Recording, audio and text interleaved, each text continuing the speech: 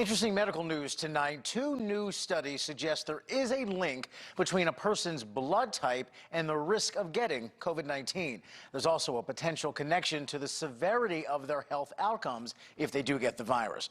And in the first study, researchers in Denmark looked at health data for more than 473,000 individuals who got tested for COVID-19, and they found that among those who tested positive, there were fewer people with type O blood than all other blood types. The researchers also say they did not notice any significant difference among infection rates between A, B, and AB blood types.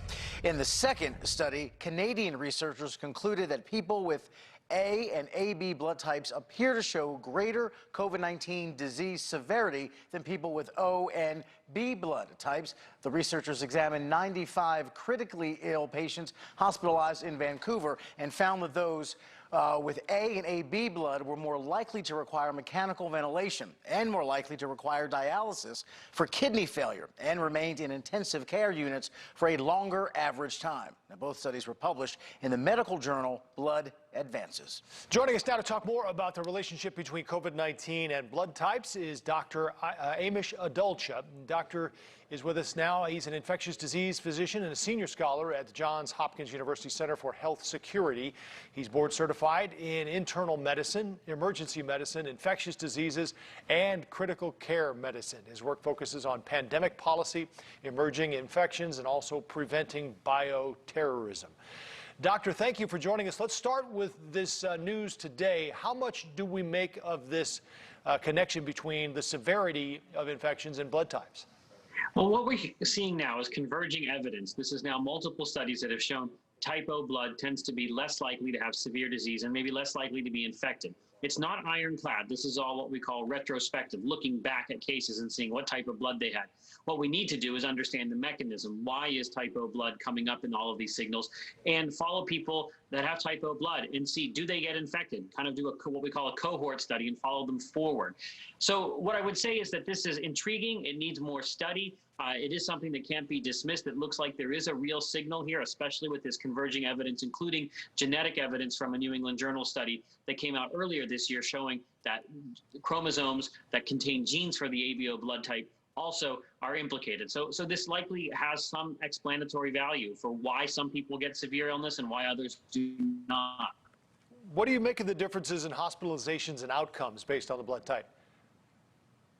I do think that there probably is some interaction between blood type and the immune system. We've seen this with other viruses. We've seen this with bacterial infections, that blood type does play a role in how your body handles an infection.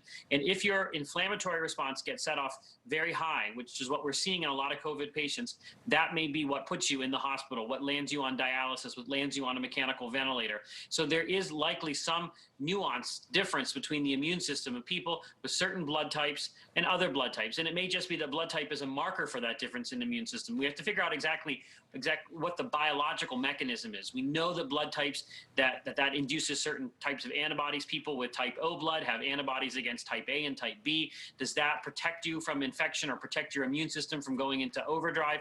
All of these are important questions that it's going to take science to figure out the answers to. I'm sure you want to make it clear that this doesn't mean you will not get it based on your blood type, right? And that you should continue to follow these same safeguards.